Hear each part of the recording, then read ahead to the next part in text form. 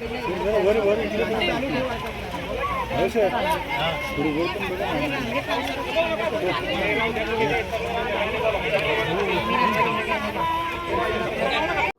देसाई कृषी विद्यापीठाच्या भात संशोधन कृषी केंद्रात कर्जत इथे येऊन एकूण या संशोधन केंद्रात काय सुविधा आहेत, इथे कुठच्या प्रकारचं संशोधन होत आहे आणि कशा प्रकारे राज्यातील शेतकऱ्यांना चांगली माहिती, चांगली बियाणं देण्याचं कार्य या संस्थेमार्फत होत आहे, ते पाहण्यासाठी आज मी स्वयं इकडे आलेलो आहे। इकडे मुंबईतून जवळजवळ अनेक असे विद्यार्थी, मुंबईतले शाळेतले विद्यार्थी इकडे आलेले आहेत आणि शेती संदर्भातली माहिती त्यांना प्राप्त करून देण्यात येत आहे।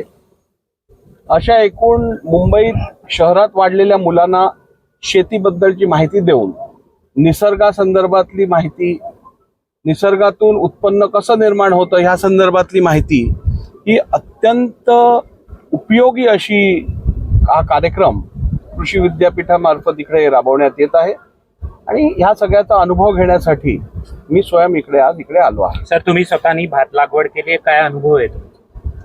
भात लागवड करणं मला वाटतं ही निसर्गाने दिलेली सर्वात मोठी देण ही मनुष्याला आहे।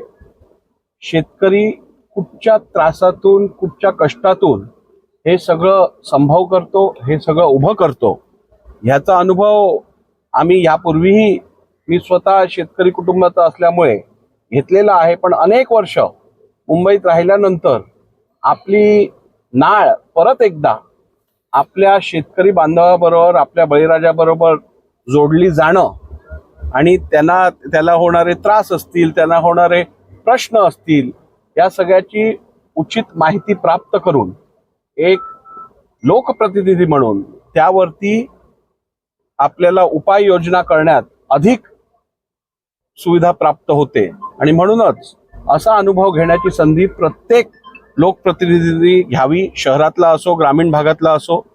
आणि माझ्या शुभेच्छा, केंद्राचं काम अत्यंत चांगलं चाललेलं आहे। संशोधन लॅब्स मी त्यांच्या बघितल्या, रिसर्च लॅब्स बघितल्या, त्या रिसर्च लॅबोरेटरीमध्ये ज्या बियाणं निर्माण करायला जवळजवळ 6 महिन्याचा वेळ लागतो, तो अर्ध्या वेळेत आता ह्या लॅब्समध्ये ते बियाणं तयार करण्यात येतं आणि त्याचा फायदा निश्चितपणे शेतकऱ्यांना, बळीराजाला आपण मिळवून देऊ। निश्चितपणे कोकणाचा शेतकरी पण हा कष्टकरी आहे, खूप मेहनत घेऊन कधी पूर असतो, कधी दुष्काळ असतो, कधी अतिवृष्टी येते, या सगळ्याचं सामोरे करत कोकणातील शेतकरी हा अजूनही ताठ उभा आहे। आपण अनेक वेळा बघितलं आहे कोकणातली आंब्याची झाडं असतील, लागवड असेल, आंब्याच्या झाडांना होणारं नुकसान, काजू पिकाचं होणारं नुकसान, हे निसर्गाच्या एकूण क्लायमेटिक निसर्गाच्या एक प्रकारे आपण बघितलं तर त्यांचा लहरीपणा बघितला तर खूप नुकसान आपल्या शेतकऱ्याचं कोकणातल्या पण होत असतं, याबद्दल दुमत नाही।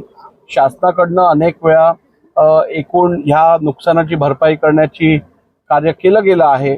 आपण बघितलं असेल हल्लीच आंबा शेतकरी असेल किंवा काजू बियाणा बागायतदार असेल, या सगळ्यांना पण अनेक वेळा शासनाकडनं मदत दिली गेली आहे।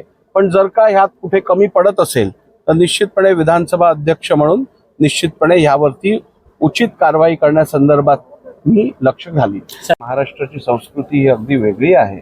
महाराष्ट्राच्या राजकीय संस्कृतीत पण महिलेचा आदर आणि आमच्या माय बहिणींचा आदर ठेवणं ही आपली संस्कृती राहिलेली आहे।